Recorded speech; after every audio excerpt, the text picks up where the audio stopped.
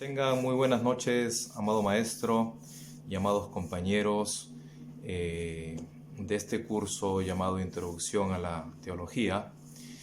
Y bueno, en esta oportunidad nos ha tocado exponer acerca de la teología moderna. Y aunque puede parecer extraño llamar modernos a los desarrollos de los siglos XVII al siglo XX, tal título no parece tan inapropiado desde la perspectiva de la historia de los milenios. Como una superposición obvia entre el desarrollo doctrinal de la Iglesia moderna y la teología contemporánea, que es la del siglo XX, expondremos tan solamente un resumen breve acerca de 5 perspectivas teológicas que salieron a flote luego de la Reforma. Y la primera de ellas que tocaremos es la teología del pacto.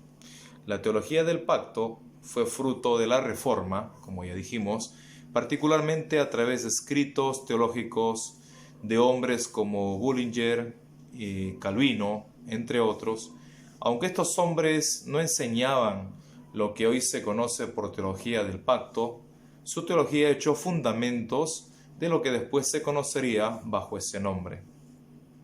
Johannes Wollebius y William Ames hicieron contribuciones importantes para su desarrollo, y Johannes Cosius, un discípulo de Ames, fue responsable de sistematizar la teología del pacto.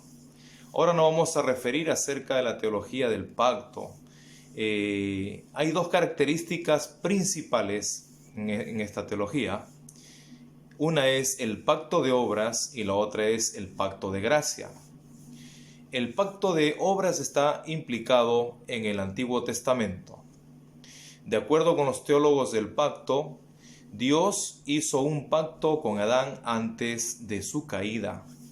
Allí Dios le prometió vida eterna para obedecer durante un periodo de prueba y muerte si es que desobedecía. Y como todos sabemos que fracasó y cayó, los hechos de su desobediencia pasaron a toda la humanidad. Todos nacen entonces en pecado y bajo la autoridad del pecado.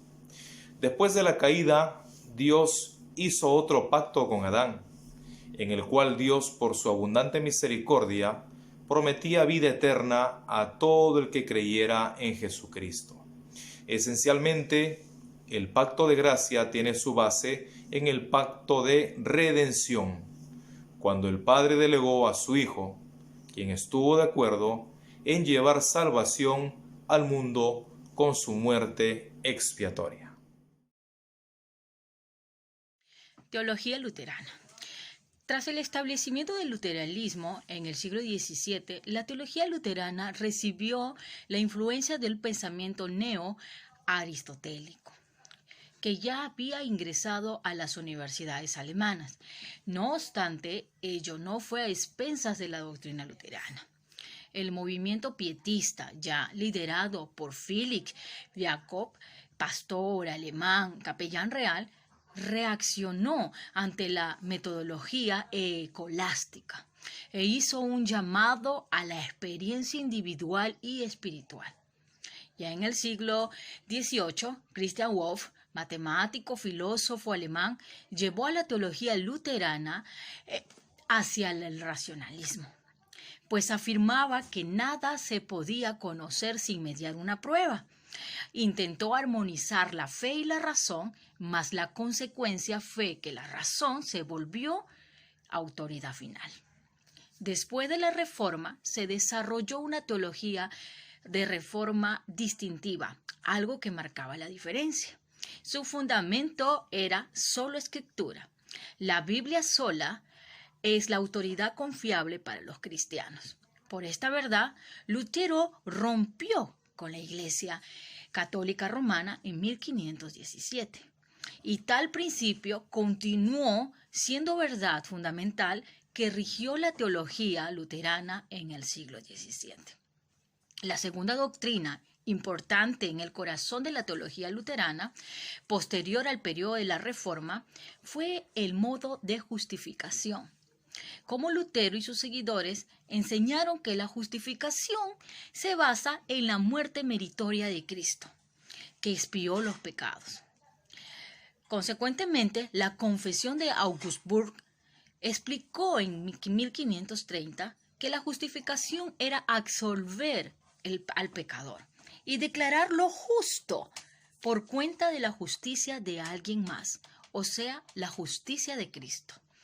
La tercera doctrina importante desarrollada por los luteranos era una sola fe. Es el medio por el cual una persona puede apropiarse de la salvación y la justificación de Dios. La teología reformada. El fundamento de la teología reformada se encuentra en la institución de la religión cristiana de Calvino. Aunque ha habido considerable diversidad entre los diferentes adeptos de la tradición reformada, es en esta en la que se produjeron algunos de los grandes catecismos y confesiones de fe. La primera confesión helvética se da en 1536, compuesta por Johann Bullinger, sí, quien representaba la fe reformada de todos los cantones de Suiza. La segunda confesión helvética se da en 1566, escrita también por Bullinger y publicada en latín, en alemán y francés. Tuvo una influencia aún más amplia. Sin embargo, el Catecismo de Heidelberg en 1536 ha tenido mayor influencia hasta el día de hoy. La institución de Calvino logró entrar en Bretaña entre los puritanos y los presbiterianos independientes, inclusive algunos anabautistas, conocidos como bautistas particulares, para señalar su adherencia a la redención particular. También estos siguieron la teología reformada.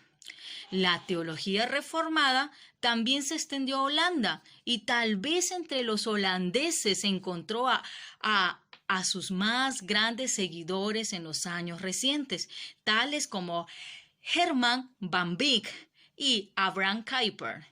El segundo fue fundador de la Universidad Libre de Ámsterdam y también primer ministro de Holanda. El corazón de la teología reformada puede resumirse en los cánones del Sínodo de Dort. La afirmación doctrinal se basaba en Jacob Arminio. En el Sínodo de Dort se hicieron 5 declaraciones positivas que resumían el calvinismo. Una de ellas era la depravación total del hombre. La 2 fue la elección incondicional para la salvación. La 3, la expiación limitada solo para elegidos. La 4 refiere a la gracia irresistible. Y la 5, la perseverancia de los santos. Teología liberal. Bueno, nació en Alemania en el siglo XVIII. Hay varios autores en los cuales resalta Kant. Él habla acerca que niega a Dios y pone en primer lugar la razón, dando a entender que necesitamos ver para creer. También otro autor, Fleischmann, él habla acerca del sentimentalismo y pone el pecado en tela de juicio, que todos somos pecadores y nadie merece un perdón, en especial de Dios, ¿no? Otro, Julio Wellhausen, él siempre fue un crítico de la Biblia y pone en tela de juicio los autores de la Biblia y pone que a partir de él nace la alta crítica. La teología liberal, sus puntos más importantes a tratar son tratar sobre la convergencia entre la ciencia y la fe, poner en primer lugar la ciencia y después la fe, o mejor dicho, hay que poner la ciencia para creer en Dios. Otra teoría que sale de aquí también dice que El cristianismo, o sea, el cristiano de ahora, debe acomodarse al mundo moderno, con sus costumbres irrelevantes y muchas cosas que nos puede mostrar el mundo. En otra cosa, habla sobre la verdad de la Biblia, que no es falible, que es inerrante. Y también habla acerca que en la Biblia solamente son experiencias de hechos naturales y sobrenaturales. Teología neo-ortodoxa. El término neo-ortodoxia quiere decir nueva ortodoxia. No obstante, aunque es relativamente nueva, no es ortodoxa. La neortodoxia es un movimiento religioso que comenzó después de la Primera Guerra Mundial, como una reacción contra el fracaso de las ideas del protestantismo liberal. Se desarrolló principalmente por los teólogos suizos Karl Barth, Emily Brunner y otros llamaron neo-ortodoxia, porque la vieron como un avivamiento de la vieja teología reformada. La neortodoxa difiere de la vieja ortodoxa en sus opiniones de la palabra de Dios y el pecado. La neortodoxa define que la palabra de Dios es Jesús, según Juan 1:1. En el principio era el Verbo y el Verbo era con Dios y el Verbo era Dios. Y dice que la Biblia es simplemente la interpretación del hombre acerca de los hechos de la palabra de Dios. Por lo tanto, la Biblia no es inspirada por Dios y por ser un documento humano hay algunas porciones de la misma que no podían ser literalmente ciertas. Dios habló a través de la historia redentora y hoy en día Dios habla en la medida que las personas encuentran a Jesús, pero la Biblia en sí misma no es una verdad objetiva. Bien.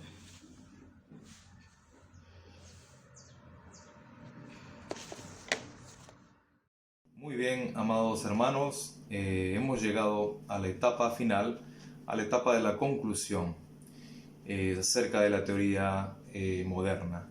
Y podremos decir nosotros, amados hermanos, que hay una tarea muy importante para los cristianos contemporáneos y es la de abrazar los puntos fuertes o los puntos claros, los puntos verdaderos, y poder evitar de esta manera los errores que cometieron los teólogos en el pasado.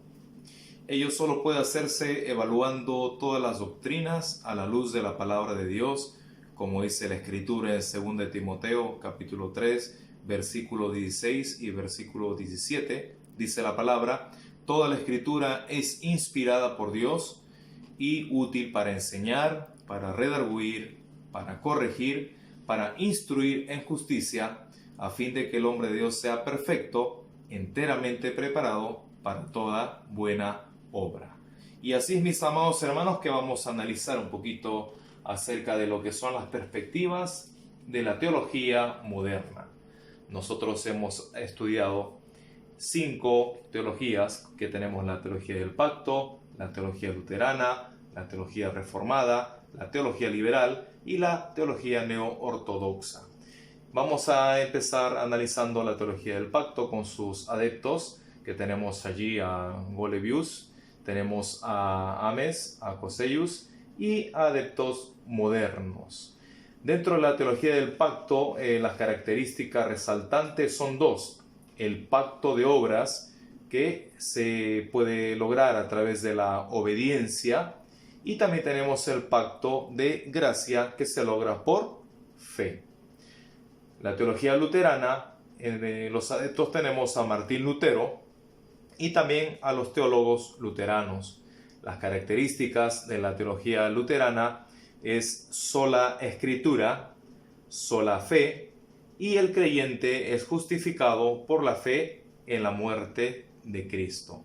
También hemos estudiado la teología reformada, que tenemos como sus adeptos a Calvino, a Kuyper, a Warfield y teólogos reformados modernos. Dentro de las características de la teología reformada tenemos la depravación total del hombre, la elección incondicional, la expiación limitada, la gracia irresistible y la perseverancia de los santos. También tenemos la teología liberal con sus adeptos como Kant, como Schleiermacher, Hegel, otros liberales. Y como características de la teología liberal tenemos el énfasis en la razón, la falibilidad de la Biblia, perspectiva optimista del hombre y por último la teología neo-ortodoxa, que tenemos como adeptos a Barth, a Kierkegaard, a Bauman y a otros teólogos ortodoxos. Y como características de la teología neo-ortodoxa es el énfasis en la experiencia, la falibilidad de la Biblia y los eventos de la Biblia tratados como mitos.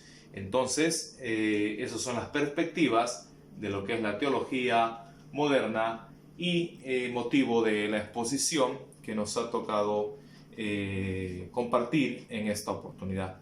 Esperamos que le haya sido de mucha bendición, que Dios les bendiga, mis amados hermanos, y muchas gracias.